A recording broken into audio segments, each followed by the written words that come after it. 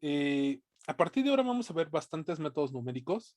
La gran mayoría de los métodos numéricos fueron diseñados por Isaac Newton.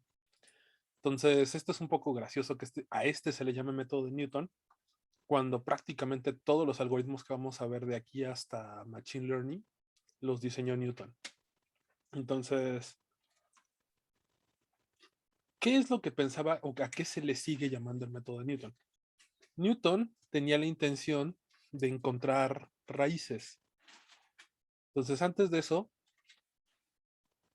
este método es para búsqueda de raíces. ¿Qué entienden ustedes por una raíz? Eso sería lo primero que hay que identificar.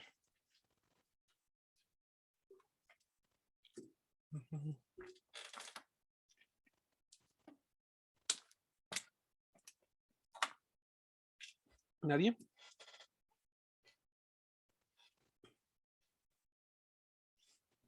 Tengo una función f de x cualquiera. Y entonces una raíz, ¿qué sería? Sería f de un xy tal que f de xy vale 0. Entonces, por ejemplo, si ustedes tienen una línea, pues una línea es y igual a m x más b. ¿Cómo encontramos el xy donde este vale 0? Pues lo igualamos a 0 y entonces tenemos que xy es igual a b entre m, ¿no? Uy, b entre m. ¿Qué otra función saben ustedes encontrarle las raíces? Ustedes pueden decirme ax cuadrada más bx más c. Y las raíces son cuando esto es igual a 0.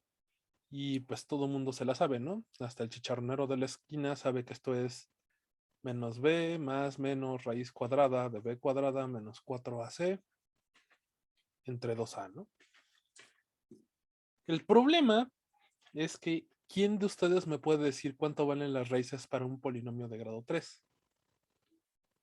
O para una función en general, para una f de x cualquiera. Entonces, pues Newton se planteó exactamente este problema, ¿no? ¿Cómo carajos encuentro las raíces? Los xy para los que la función va a valer 0. Y entonces agarró y dijo, ok, pues muchos matemáticos incluso ya demostraron que es imposible para un polinomio de grado mayor a 3 encontrar la fórmula general, perdón, para un polinomio de grado mayor a 4. La fórmula del polinomio de grado mayor a 3 ya se la sabía Newton cuando lo existía. Pero en general, por una función cualquiera, pues no sabían cómo, ¿no? Entonces Newton agarró y dijo, ok, digamos que yo no me sé cuál es el xy. Yo no sé cuál es este, ¿no? El x, llamémosle y. Pero yo sé que está por aquí cerca. Yo puedo hacer gráficas, puedo hacer mediciones experimentales y puedo encontrar un valor cercano. Digamos, uno por aquí. Y a este le voy a llamar un x0, cercano a una raíz. Y dice, ok, yo no sé dónde está esa raíz, pero yo puedo calcularle la derivada, ¿no? Yo puedo calcular f' de x. ¿Y qué es lo que representa gráficamente la primera derivada? ¿Quién me puede decir? En este dibujo, ¿cómo represento yo la primera derivada?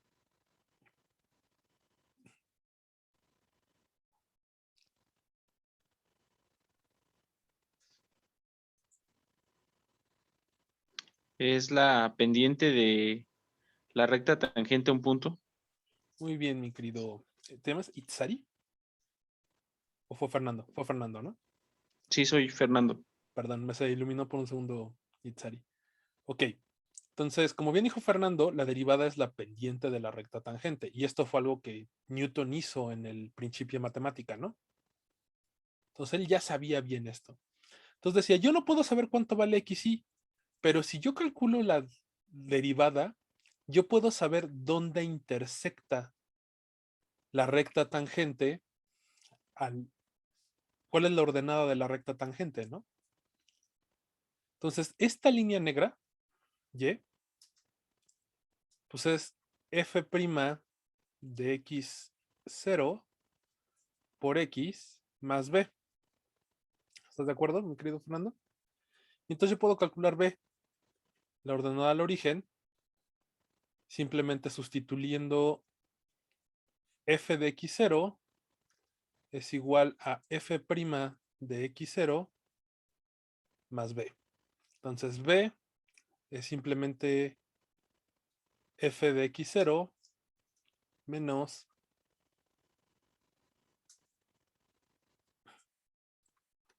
aquí ya me hice bolas.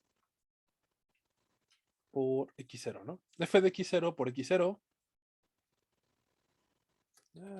Ya me hice bolas. Ok. Es f de x0 es igual a f' de x0 por x0 más b.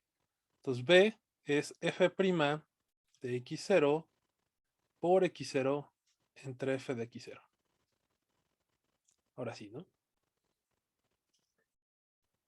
Y yo puedo saber cuándo esto vale 0 igualando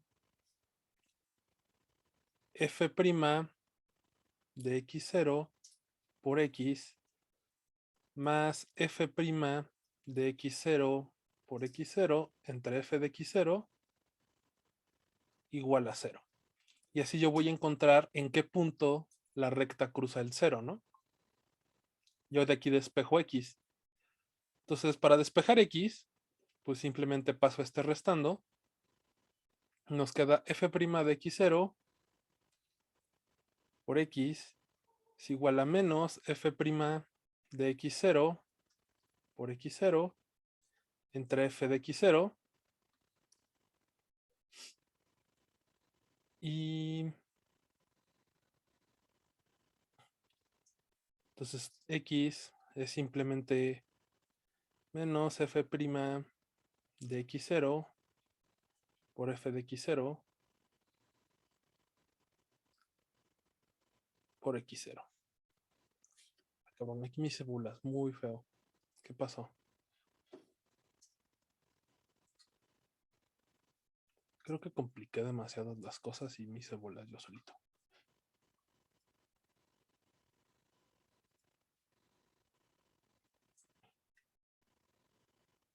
Sí, a ver, vamos a hacerlo de nuevo, porque creo que me hice pelotas yo solito.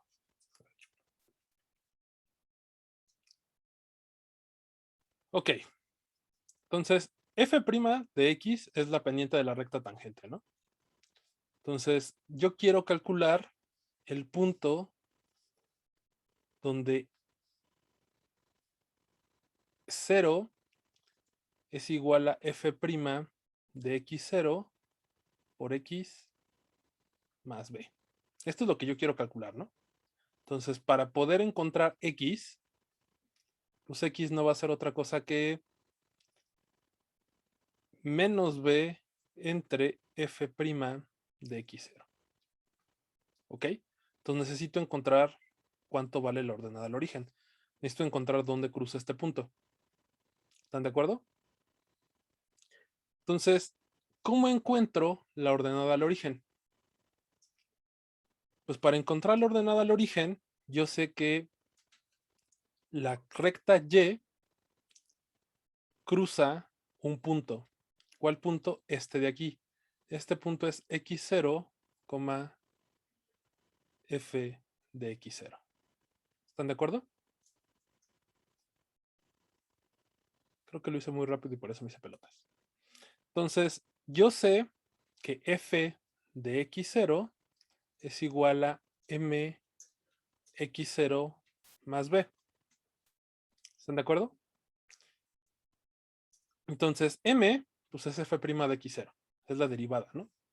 Entonces, esto es f' de x0 más b. Y esto sabemos que es igual a f de x0. Entonces, yo de aquí puedo despejar el valor de b, ¿no? Entonces b vale f de x0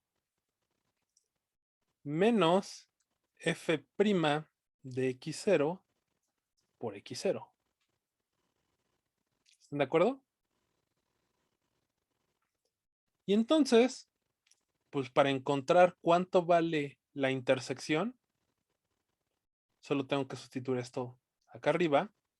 Y entonces nos queda que es f' de x0 por x0 menos f de x0. Todo esto dividido entre f' de x0. Y entonces esto se sustituye, perdón, esto se reduce a x0 menos f de x0 entre f' de x0. Entonces, este de aquí sería el x de la intersección. Este es x intersección. ¿Vale? Ok, haciéndolo lento, sin comernos las letras. ¿Sí sale? ¿Hasta aquí queda claro cómo se encuentra este punto? ¿Cómo Newton encontró este punto? ¿Sí? ¿No? ¿Quién sabe? Sí, ok. Ok, y bueno, Newton era considerablemente más listo que yo y que tal vez ustedes. Entonces agarró y dijo, ¿y qué tal que en vez de llamarle este como la intersección, pues qué tal que este le llamo x1? Y entonces, pues yo tengo la función f y puedo calcular este punto de acá. Y este punto de acá, pues es x1, f de x1. ¿Están de acuerdo? Y yo puedo calcular la pendiente de este punto y entonces encontrar un x2. Vamos a ponerlo con rosita. Puedo calcular un x2. Pregunta para ustedes, ¿cómo calcularía yo x2? Pues x2 es x1 menos f de x1 entre f' de x1. Y luego yo puedo calcular aquí un x3. No, rojito no. Vamos a ponerle azul cielo. Puedo calcular aquí un x3 y puedo calcular la derivada, ¿no? Y entonces, lo que Newton propone es que si hacemos este método de manera iterativa, ¿subirás tantos al Classroom, profe? Voy a subir los videos, mi querido Leo. Entonces, igual y puedo subir las imágenes, porque creo que sí las he estado guardando. Entonces, Newton se da cuenta de que si hacemos esto de manera iterativa, podemos aproximarnos tanto como queramos al cero de la función de f de x. Y entonces vamos a poner esto antes de hacer el programa en términos clásicos. Entonces yo necesito definir, esas son líneas. Necesitamos definir mi función f de x, ¿no? Eso es lo primero que tenemos que hacer. Lo segundo que tenemos que hacer es definir la derivada, f' de x. Entonces, ahorita, en esta clase, en el bloque 1, vamos a pedir que nos den f de x y que nos den su derivada. Ya más adelante, en el bloque 2, iniciamos con derivada numérica y vamos a poder calcular numéricamente la derivada. Entonces, ahorita vamos a pedir que nos den estas dos funciones. Y entonces, también vamos a pedir que nos den un x0, ¿no? Un valor cercano a la raíz.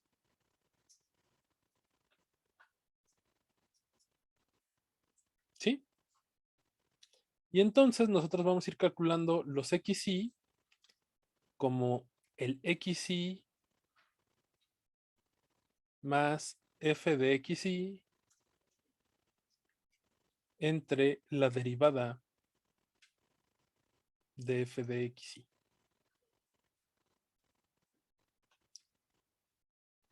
¿Cuándo nos vamos a detener? Pues vamos a detenernos cuando f de XY esté muy cerca de cero, ¿no?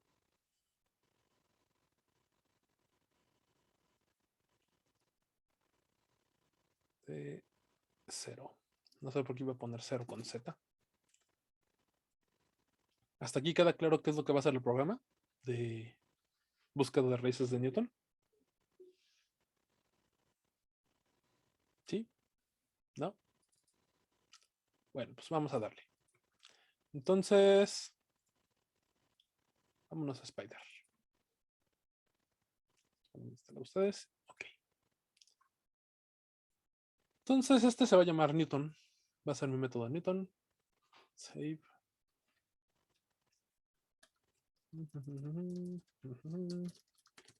Newton.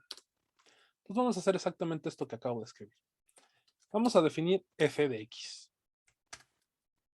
Primero importamos las librerías, ¿no? Siempre importar librerías es lo primero que vamos a hacer. Vamos a ponerle que sea import numpy ascp. Ahorita nomás así. Ahorita lo graficamos. ¿Vale? Entonces, denme una función. ¿A qué función le quiero encontrar las raíces? X a la 5 menos 1. O a la 4 mejor, para que esté más fácil. X a la 4. Siempre que vayan a probar un algoritmo numérico, mi recomendación es que primero lo hagan con algo que ustedes sepan hacer. Entonces, ¿qué les parece si hacemos una parábola? Entonces, ¿qué les parece? A igual a 3, B igual a 1, C igual a menos 5. Una parábola de las que ustedes se sepan las raíces. ¿De qué parábolas se saben ustedes las raíces? En general. Pues en general sería ax más bx cuadrado más c igual a 0. No. O sea, una de las que tú me puedes decir así de la raíz es 3, o la raíz es 1, o la raíz es 0. ¿Qué Ah, parábolas se saben? por ejemplo, x cuadrado menos 1 igual a 0. X cuadrada menos 1, ¿no? Entonces, X cuadrada menos 1, ¿cuándo va a tener raíces? Pues Donde x vale menos 1 o 1. cuando, en menos 1 y 1, ¿no? Entonces, definamos la derivada. Sí se sabe la derivada de esa, ¿no?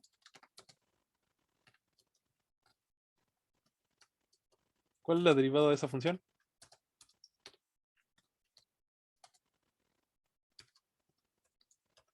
Pues es 2x, ¿no? 2x. Muy bien. Entonces, vamos a decir que x0 nos lo pregunte, ¿no? Float y que sea input. Dame un valor cercano a la raíz. ¿Ok? Y entonces vamos a hacer que nos haga n número de pasos, ¿no?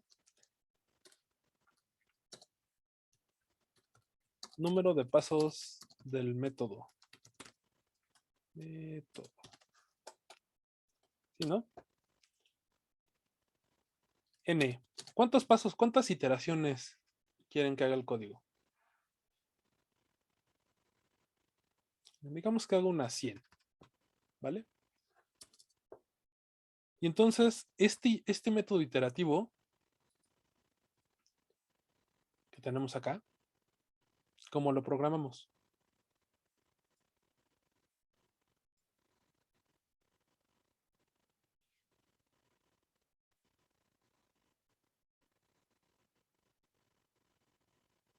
¿Cómo programarían eso?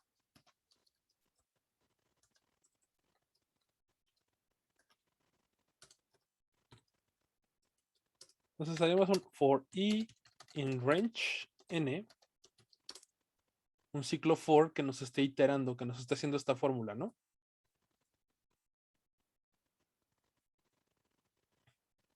¿Sí o no?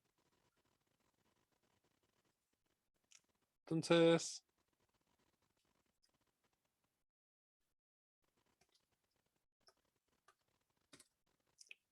el xi va a ser x, el xi más 1, el i más 1, va a ser el xi más f de xi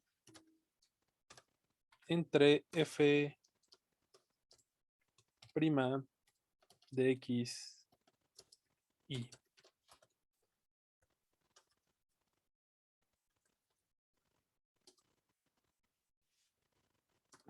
Y vamos a decir que nos los agregue a la lista.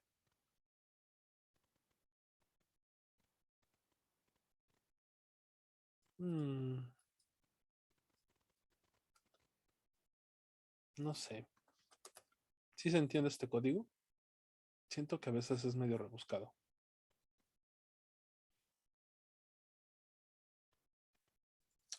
Vamos a quitar las listas. Vamos a dejar solo el código. Ahorita metemos listas. Entonces, x1 es x0 más... ¿Es menos? Es más, ¿no? Sí, sí es más. Aquí está. Pues en algún punto me equivoqué porque es menos. Yo me acordaba que era menos.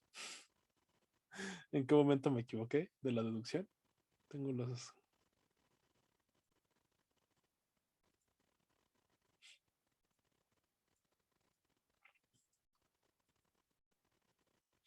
xy es menos f de xy menos, más f de xy. Creo que cuando lo copié, ¿no? Seguramente ahí me debe haber equivocado porque lo hice 2 veces. Entonces, es menos f de xy. Ahora sí lo salvamos. Entonces sería x0 es menos f de x0 entre f' de x0. Y bueno, para que lo vaya guardando, le decimos que nos imprima x1 y pues que x0 ahora sea x1, ¿no? Entonces vamos a correrlo. Denme un valor cercano a la raíz. ¿Qué valor está cercano a la raíz que ustedes conozcan? Vamos a decirle que 2. Y me encontró la raíz de 1, ¿no?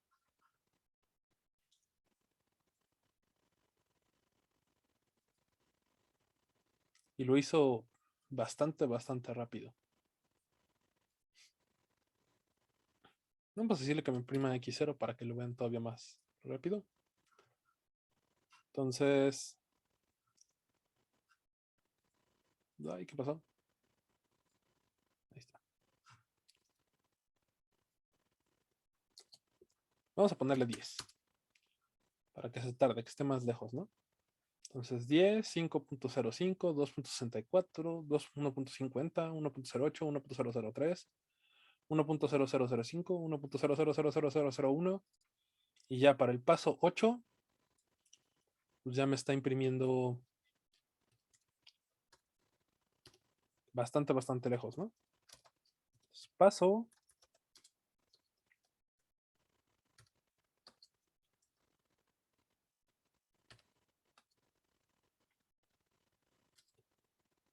Ahí está. Que se ve un poquito más bonito.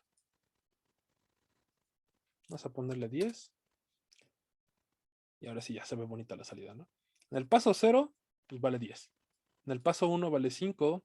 En el paso 2 vale 2.62, 1.5, 1.08, 1.03, 1.00005, 1.00001, 1. Entonces, resulta que el método de Newton converge bastante rápido en encontrar la raíz. Es tan eficiente en encontrar raíces que sigue siendo utilizado hasta el día de hoy como el método para encontrar raíces. Vamos a ponerle otra función, ¿vale? ¿Qué otra función se les ocurre?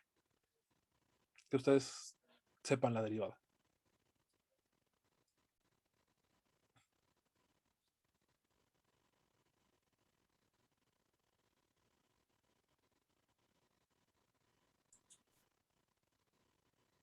Ya una función más difícil. Ah, y otra cosa, antes de que lo que piensa la función del querido Leo. Este método no solo me encuentra una raíz. ¿Qué pasa si yo le digo -5? ¿Cuál es la raíz más cercana? Pues la raíz más cercana es -1, ¿no? Entonces resulta que el método de Newton no solo me encuentra una raíz, sino que me puede encontrar todas las raíces de esa función. Y siempre va a tender a la más cercana. Lo que acabo de decir lo repetimos al final del bloque 2. Eso era lo que hubiera dicho generalmente hasta hace un año. Resulta que no siempre tiende a la más cercana. Tiende a la más cercana para osciladores armónicos. Para todo lo que no es un oscilador armónico, no tiende a la más cercana siempre. Otra función. ¿Qué otra función se saben las raíces? Una raíz más difícil. ¿Qué les parece seno de x? np.seno de x. ¿Cuál es la derivada del seno? Coseno. Coseno de x, ¿no? Entonces vamos a correrlo. ¿Y cerca de dónde está la derivada del cero? Digo, la derivada del seno. Ahí mismo. Cerca de dónde están los ceros del seno.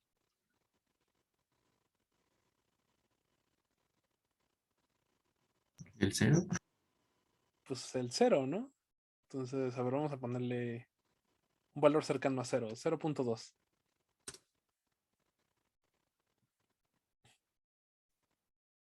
Entonces, al primer paso ya estamos en menos 0.002, al segundo paso ya estamos en 6.63 por 10 a la menos 9, y para el tercer paso ya me encontró 0. Pero esa era de las triviales. Vamos a correrlo de nuevo. ¿Qué otra raíz? Vamos a ponerle 3. Si le pongo 3, ¿a qué raíz debería irse? Pues a pi, ¿no? Entonces, para el primer paso está en 3.1425, para el segundo paso está en 3.14159265.3. O sea, ya tiene 12 cifras de pi. Y para el tercer paso, pues ya básicamente tiene todas las cifras de pi, ¿no? Entonces resulta que el número de pasos está bien jodido. 100 pasos para que converja el método de Newton es muchísimo. En general, y esta es una regla que les voy a decir, es si no converge en menos de 30 pasos es porque no va a converger. ¿A qué me refiero que no va a converger? ¿Qué les parece si ponemos... Bueno, primero vamos a poner la que nos pidió el buen Hugo, que fue x cuadrada más 2x más 1. ¿Esta función tiene raíces? ¿Cuál es la derivada, mi querido Hugo? Es 2x más 2, ¿no? Entonces vamos a correrlo con la función del buen Hugo. Ya me faltó el por. Pues el buen Hugo agarró una función que no tiene raíces en los números reales. Entonces, vamos a darle 10 y vamos a ver qué es lo que hace. Entonces, en 10, pues esta es una parábola, ¿no? X cuadrada más 2x más 1 es una parábola que claramente siempre va a ser mayor que 0, ¿no? ¿O no? No, sí tiene una raíz, ¿no? Menos b es menos 2, más menos raíz cuadrada 4, menos 4 va a c. Sí, es la raíz, sí tiene raíz, ¿no? Es -1, ¿no? Sí, ¿no? -2 entre menos b, es -2, más menos la raíz cuadrada de b cuadrada, que es 4, -4 hace que son 1, entonces 4 menos 4 es 0. Entonces nos queda -1, ¿no? Como raíz única. Entonces sí tiene raíz. Ok, pero pues puedo hacer que esto sea todavía, que esto no tenga soluciones si hago esto, ¿no? Si le hago +2. Entonces, si le hago eso, pues lo que va a pasar en esta función, que es x cuadrada más 2x más 2, que no tiene solución en los números reales, pues lo que va a pasar es que el método se va a quedar oscilando. Va a quedar oscilándose entre un valor y no va a poder converger porque en los números reales no hay solución. ¿Ok? Este es uno de los defectos que tiene el método en números reales. El otro defecto, este defecto se corrige en números complejos. Lo veremos al final del bloque 2.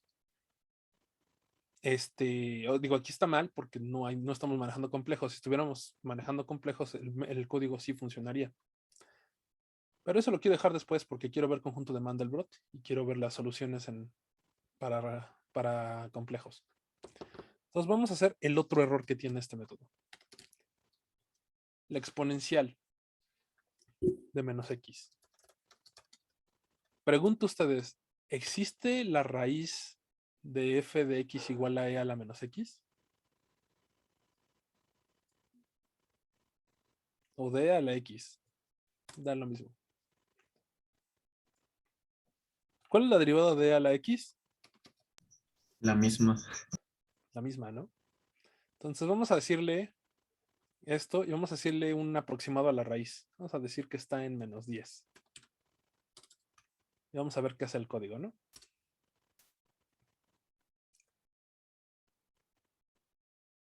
¿Qué pasó?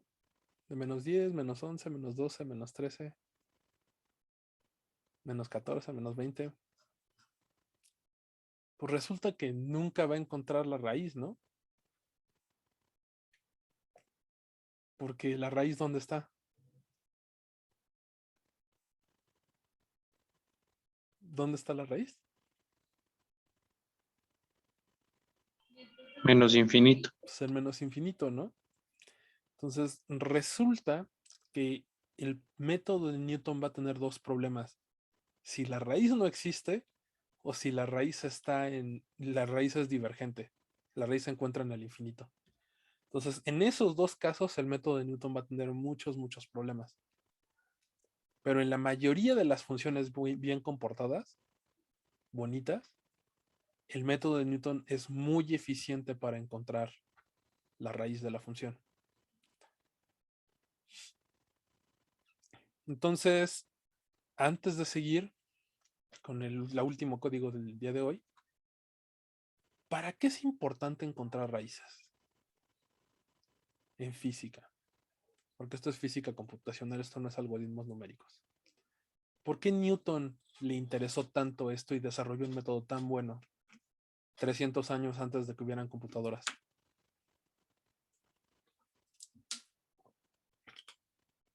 ¿Por qué a los físicos nos van a interesar las raíces?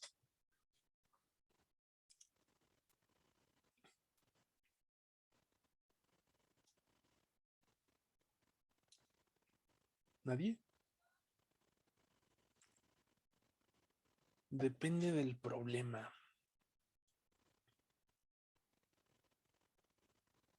Ajá.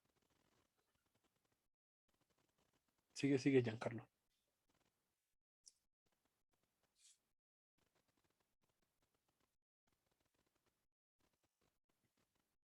Para el pozo esférico. Ok.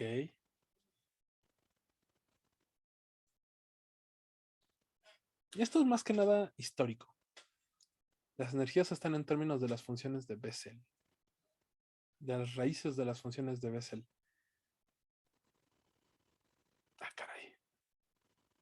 Del átomo de hidrógeno, ¿no? Las soluciones son los polinomios de Legendre y los polinomios de Laguerre.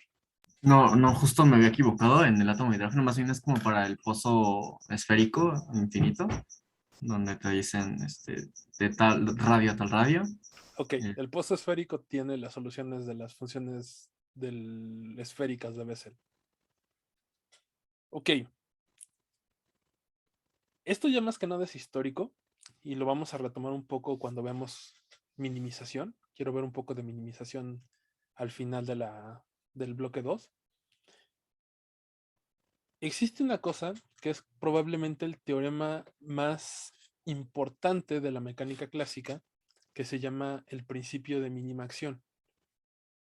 ¿Alguien puede decirme qué dice el principio de mínima acción? Sé que no es clase de analítica, pero a ver si alguien se acuerda.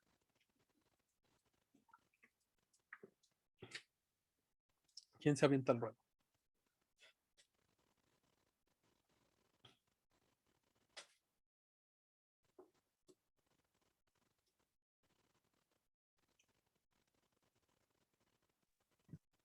¿No? ¿Nadie? ¿Fernando? ¿No? Ok, lo voy a decir en palabras de alguien más inteligente que yo, que fue mi primer tutor, el doctor Juan Manuel Lozano, y decía que el universo era como los estudiantes de la facultad. El universo era holgazán, era huevón. El universo siempre está en su estado de mínima energía y se mueve a través de posiciones y de momentos que minimizan a cada paso tanto la energía local como el gasto de energía. Entonces, el universo es en general holgazán, es huevón. Y eso es lo que nos dice el principio de mínima acción. Nos dice que un sistema físico siempre va a moverse en el espacio de fase, en el espacio de posiciones y momentos, por la curva que minimiza la acción en cada paso. ¿Eso qué implicaciones tiene con lo que Newton quería calcular? Para ustedes encontrar la minimización, ustedes necesitan pues minimizar el gasto de energía, ¿no? ¿Y cómo encontramos mínimos en física y en matemáticas? Aquí también ya hablando en general. ¿Cómo buscan un mínimo? ¿Cómo iniciamos la clase el día de hoy? Sí, derivando, ¿no? Derivando y igualando a cero, ¿no? ¿Están de acuerdo? ¿Sí o no? Sí. Entonces, resulta que para Newton era muy importante encontrar los mínimos porque ya tenía esta idea de siempre minimizar. Resulta que todo sistema físico siempre va a tratar de minimizar la acción. Es decir, va a tratar de minimizar la energía y el gasto de energía, el trabajo hecho. Entonces, ustedes constantemente van a querer minimizar estos dos y necesitan hacer códigos que minimicen la energía del sistema. Entonces, vamos a hacer algo así.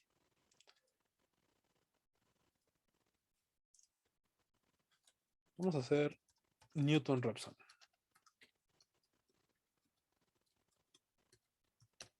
Entonces resulta que varios matemáticos se pusieron a utilizar el método de Newton, que era muy bueno para encontrar raíces, para encontrar las raíces de la derivada y así encontrar los mínimos de la energía. Entonces, vamos a encontrar los mínimos de una energía. ¿Alguien se sabe aquí alguna energía?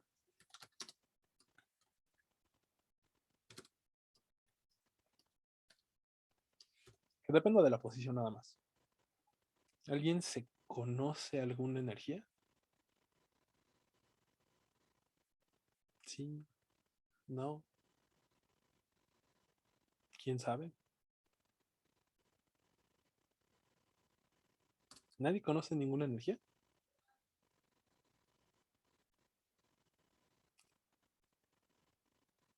En general, la energía cinética, Lorenzo, en general, lo que buscamos en mecánica clásica es los puntos estables del sistema van a ser aquellos que tienen la energía mínima, pero la energía que tratamos de minimizar casi siempre es la energía potencial, ¿no?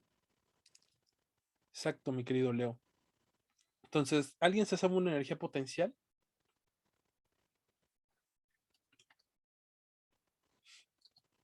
¿Quién se sabe una energía potencial? El oscilador armónico. Changos. Vamos a hacer la del oscilador armónico. La de la MGH está muy sencilla, mi querido Carlos. Bueno, está muy sencilla por una razón, ¿no? Yo quiero encontrarle los ceros a la derivada. Entonces, ¿cuál es la derivada de MGH, Carlos? Pues la derivada es MG, ¿no? Y, y para el método de Newton, pues en realidad yo necesitaría la segunda derivada. ¿Están de acuerdo? Vamos a hacer el dibujito. Rápidamente. Entonces, yo tengo aquí mi curva de potencial, B de X, ¿no? Entonces, que como bien dijo Leo, pues vamos a hacer que esto sea un oscilador armónico, un medio de kx cuadrada. Y entonces, la primera derivada del oscilador armónico, B' de X, pues sería K por X, ¿no? ¿Están de acuerdo? Que de hecho esta es una de las ecuaciones de Hamilton-Jacobi. ¿Alguien se acuerda cuál es la ecuación del Hamilton-Jacobi para la derivada del potencial?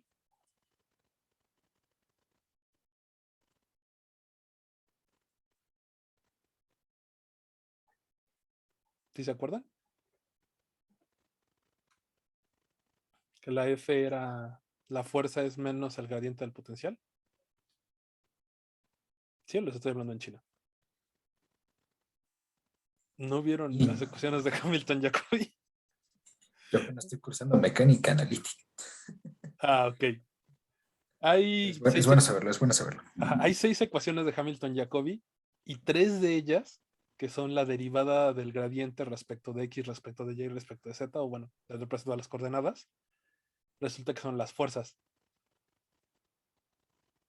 Las otras son las derivadas de la posición, ¿no? Respecto al momento. Y esas les van a dar otras cositas más interesantes. Entonces, ok. Entonces las están cruzando apenas, ¿no? Esas no se utilizan para electro, pues se utilizan para todo. Esta de menos el gradiente, la que la fuerza es menos el gradiente potencial, sale en todos lados, incluyendo mecánica cuántica. Entonces, esta de acá arriba, pues no debería sorprenderles que esto sea menos f de x, ¿no? Entonces, a esto es la que quiero hacer cero, ¿no?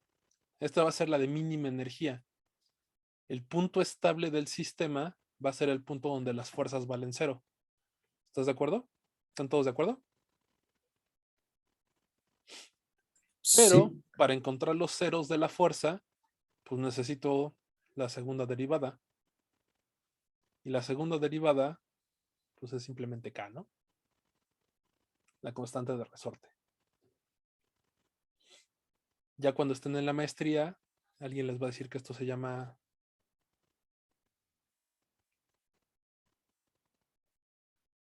el módulo de bulto. Pero bueno, entonces vamos a programar esto. Entonces el potencial es menos Kx. Entonces, mi constante de resorte, ¿qué constante de resorte le damos? 10. Unidades de la constante de resorte. ¿Alguien se acuerda?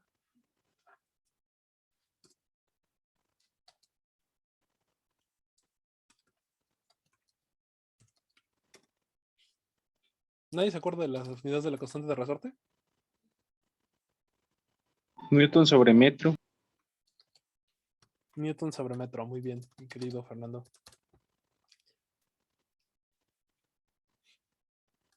Entonces, menos x cuadrada, ¿no? Entonces, Newton por metro son joules. Entonces, la energía potencial está en joules. Entonces, la constante de resorte tiene que ser Newton entre metro. Muy bien. La primera derivada, pues, es la fuerza, ¿no? La fuerza de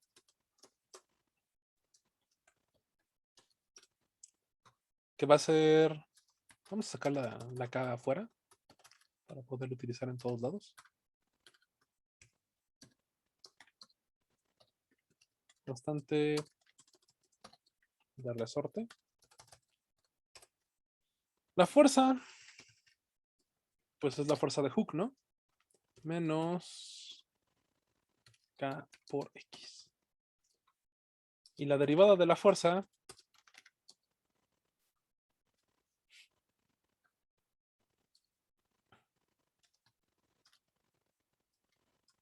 ¿cómo le ponemos?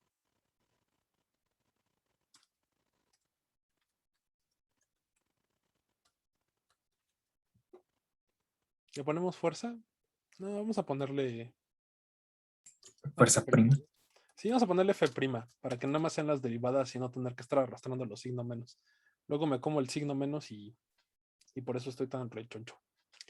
Entonces, la segunda derivada, ¿cómo le llamamos? Pues F'B', ¿no?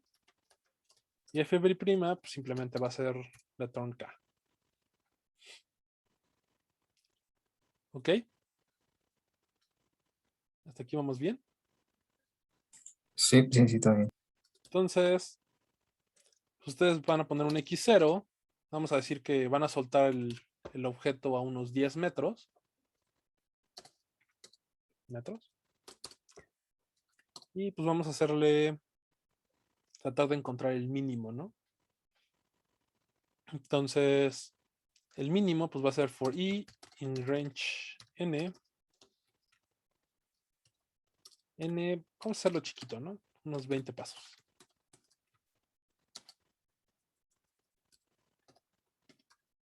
Acá arriba. El número de pasos. Y entonces, pues X1 va a ser F' prima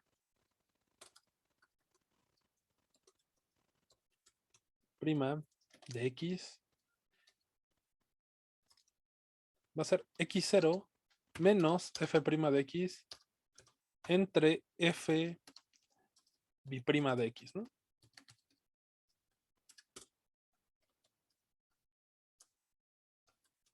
¿Por qué F' y F bi'prima? Porque queremos encontrar el cero de la derivada, ¿no? Para encontrar el mínimo del potencial. Y entonces decimos que nos imprima X0. Y pues lo corremos, ¿no?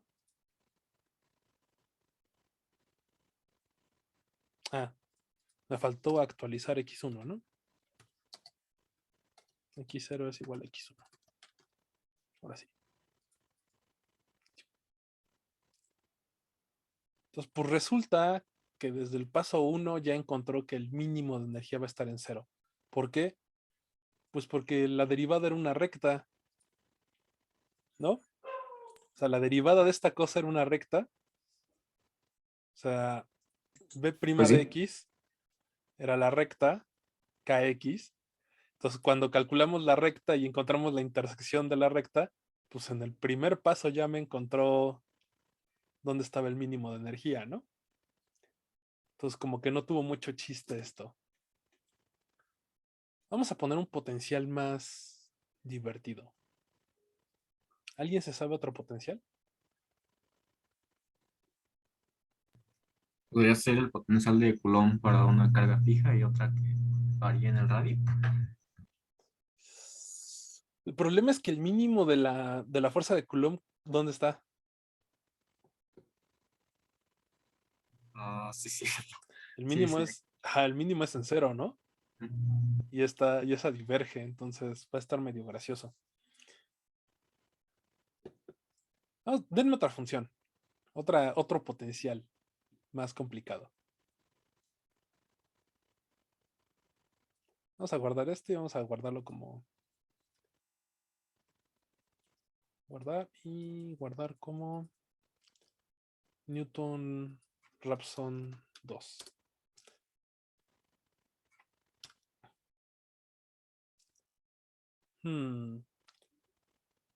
¿Alguien de aquí ha escuchado del potencial de Leonard Jones? No, bueno, igual de una vez lo ponemos. No. ¿Nadie ha escuchado del potencial de Leonard Jones? Creo haberlo escuchado en mecánica vectorial. Pero no recuerdo muy bien. Nadie.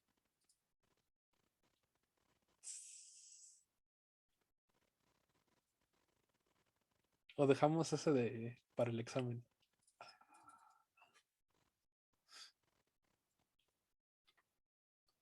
Vamos a hacerlo de una vez. A ver qué se nos ocurre para. 4 epsilon por sigma sobre radio o algo así, ¿no? Ándale. A ver, búsquenlo rápido en Wikipedia. Leonard Jones tiene dos valores: epsilon y sigma. Epsilon está en unidades de energía. Generalmente se da en electronvolts, porque estamos en sistema atómico. Y sigma generalmente se da en angstroms, porque lo que representa el potencial de Leonard Jones es una aproximación clásica a las fuerzas interatómicas de un material. Entonces, déjame ver si lo tengo abierto. Déjenme un segundito.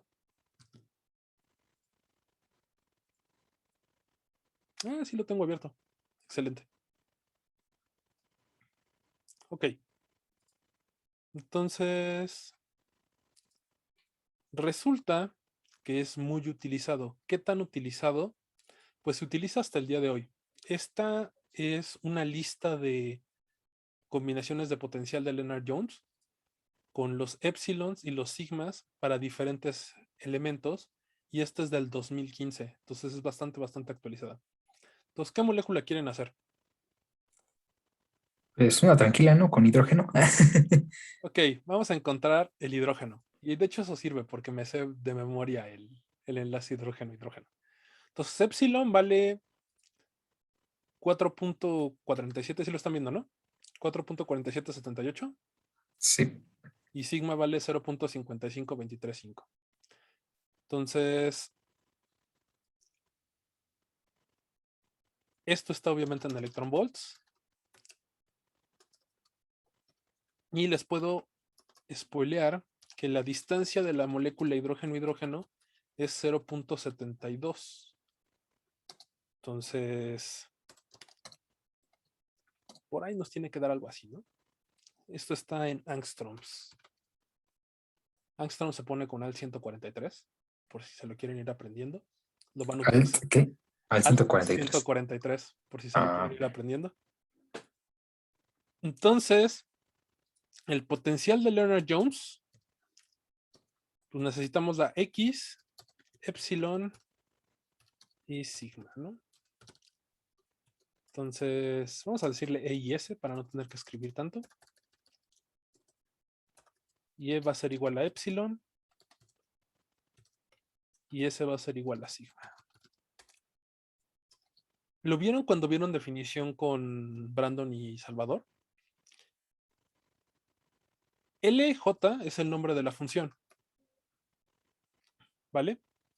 Y adentro del paréntesis son las variables de los que va a depender mi función. Generalmente habíamos estado poniendo X, Y, Z, bla, bla, bla. Pero en los lenguajes de programación, ustedes pueden decirle cuál es el valor por defecto. Esto lo que quiere decir es, si no te estoy dando ningún valor de E y ningún valor de S, agarra epsilon y agarra sigma. Eso es lo que significa esta notación. ¿Vale? ¿Sí se entiende esto?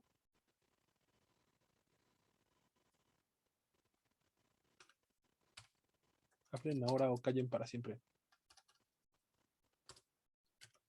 Entonces, el potencial de Lennard-Jones es 4 epsilon por 2 términos. ¿Qué términos son esos? ¿Alguien se acuerda?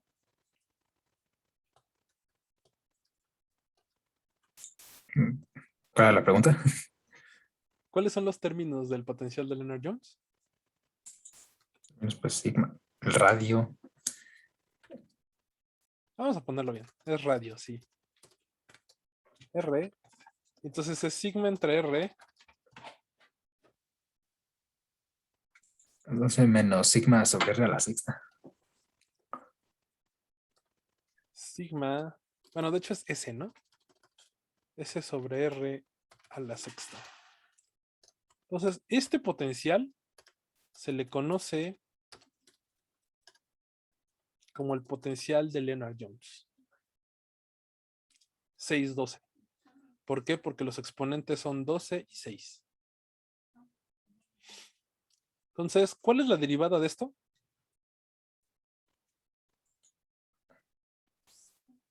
4 epsilon. Ajá, Bueno, sí. 4 por epsilon. Por 12, ¿no?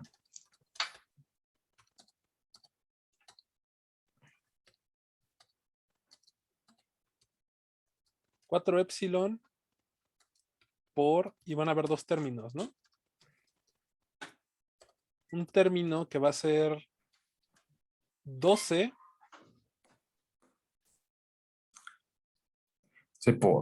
Sí, por S a la 12 sobre R a la 13, según Wikipedia.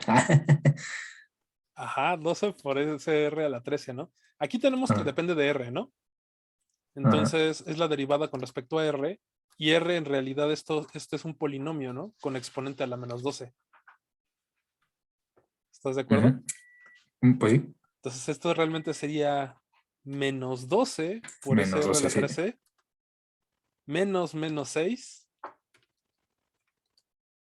por ese R a la 7, ¿no? Ujú. Sí, Y pero ahí falta, ¿no? Elevar S a la 12 y a la 6. muy bien. Entonces nos conviene reescribir esto de otra manera, ¿no? Sería R a la menos 13 por S a la 12 más 6 por S a la 6 por R a la menos 7, ¿no? Ahora sí, Pues sí, sí. es S a la 12 por R a la menos 13, ¿no? Ahora sí. 6 por S a la 6. Pensé que iba a estar más rápido, pero ya se alargó mucho. Ok, entonces esta es la primera derivada, ¿no? Y la segunda,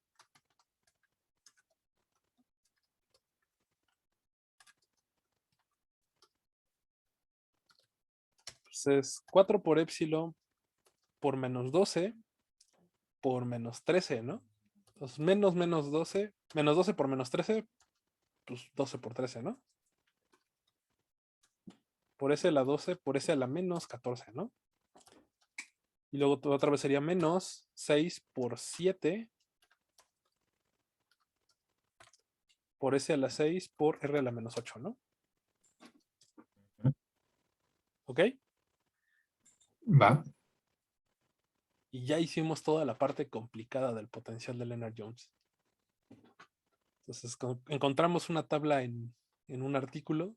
Estas son la epsilon y la sigma para la molécula de hidrógeno.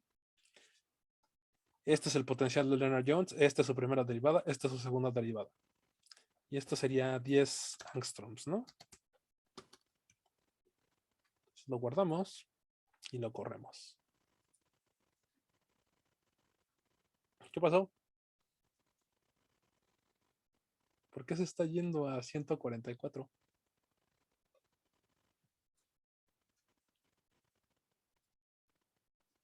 ¿Qué salió mal?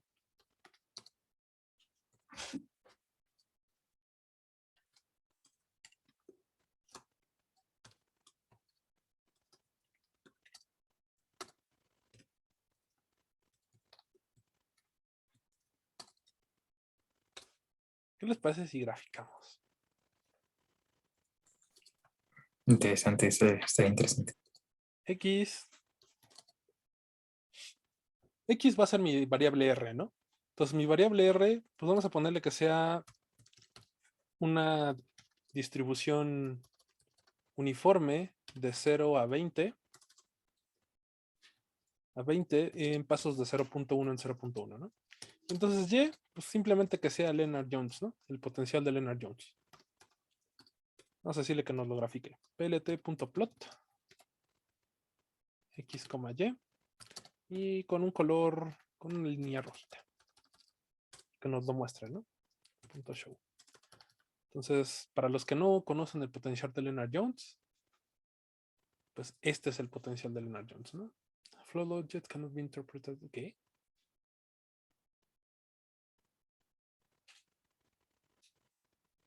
¿Qué pasó?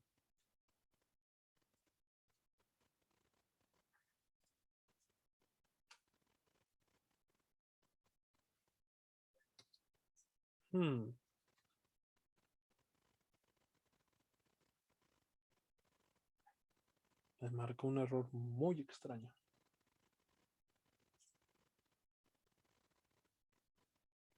Float object cannot be interpreted as integer.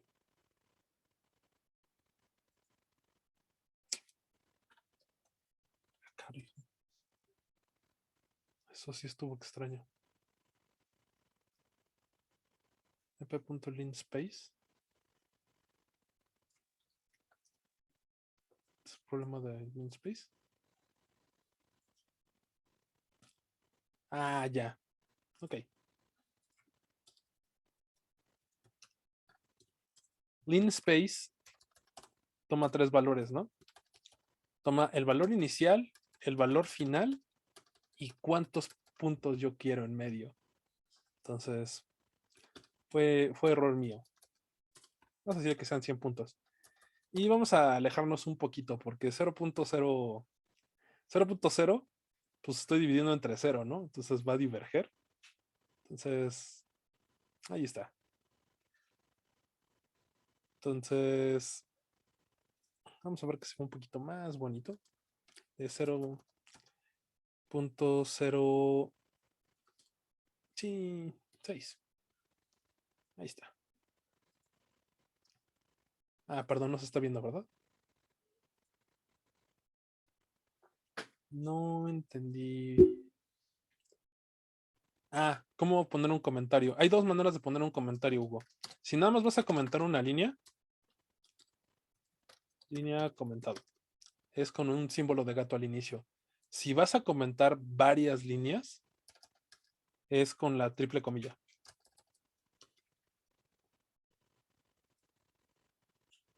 ¿Vale? Entonces, 0.2. Sí están viendo toda la pantalla, ¿verdad? Sí. Entonces,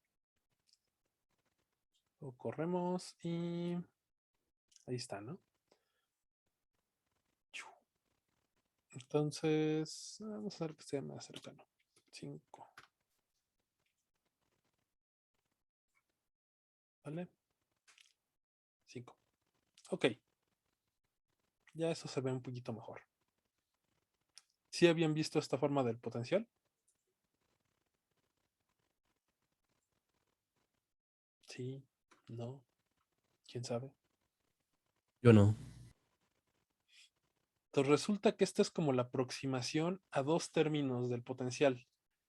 El potencial de Lennard Jones está tratando de ajustar la atracción de que siente un átomo por el núcleo de al lado y al mismo tiempo la suma de las atracciones de la nube electrónica con con el átomo de lado, más la repulsión de las nubes electrónicas.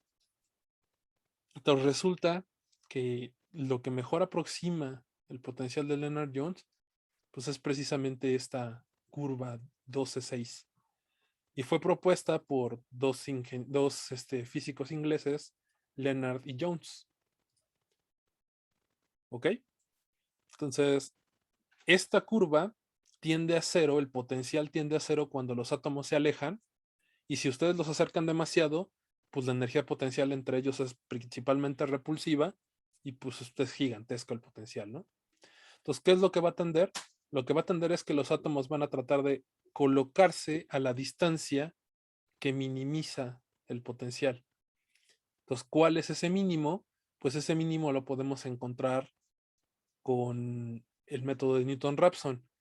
Entonces, ¿por qué cuando yo lo calculo y le pongo el mínimo en 10, que era por acá lejos, por qué se estaba alejando cada vez más? ¿Quién me lo puede decir?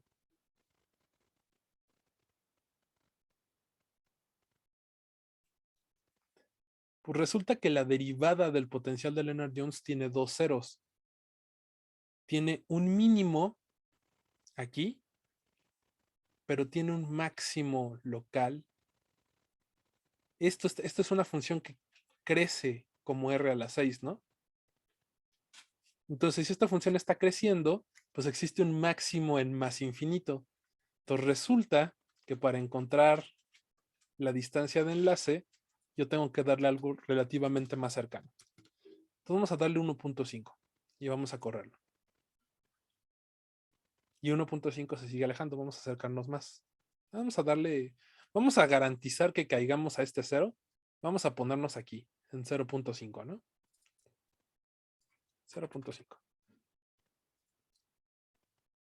Y entonces resulta que cuando nos ponemos en 0.5, encontramos el mínimo en 0.61. Este mínimo de aquí.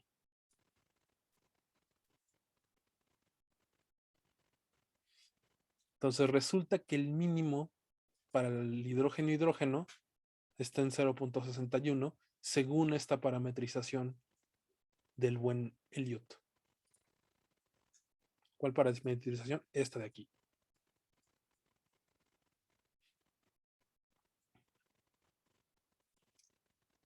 ¿Qué tan bueno es? ¿Alguien se sabe la distancia de hidrógeno-hidrógeno? Yo la dije hace rato, pero ¿alguien se acuerda?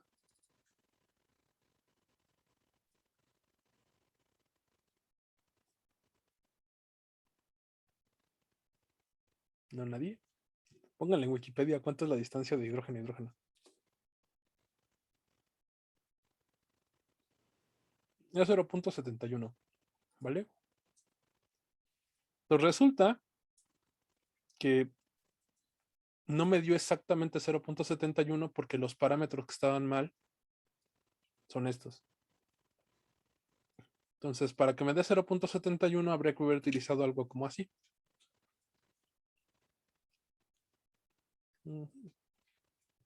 Algo así debe ser el parámetro real para la distancia hidrógeno-hidrógeno.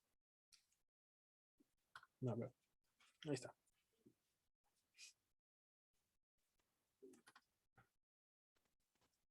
Mm.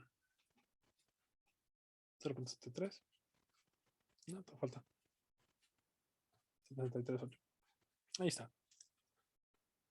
Este debería ser como el parámetro correcto de sigma para que me genere la distancia hidrógeno-hidrógeno. ¿Ok? ¿Hasta aquí alguna duda? ¿Pregunta? ¿Comentario? No, nada. Muy bien. Entonces, esto nada más era para que vieran uno de los principales usos del algoritmo de Newton-Raphson. El algoritmo de Newton-Raphson, el algoritmo de Newton nos permite encontrar raíces, es extremadamente sencillo de programar, literalmente solo es este ciclo for, y es extremadamente eficiente. Generalmente encuentra las raíces en menos de 15 pasos. Y es muy, muy rápido. De hecho, generalmente lo converge como en menos de 5 pasos. ¿Para qué se utiliza de manera moderna? El método moderno se utiliza para encontrar mínimos de energía, los mínimos y los máximos de una curva de energía. Y eso se utiliza mediante el uso del algoritmo con la primera y segunda derivada de la energía, y eso se le conoce como el algoritmo de Newton-Raphson. Y es uno de los más utilizados para encontrar mínimos hasta el día de hoy. Entonces, si no hay ninguna duda, aquí lo dejamos. Yo espero en el fin de semana ya subir todo esto. Y con esto acabaría el bloque 1. Entonces, ya tendríamos que empezar a pensar en un examen.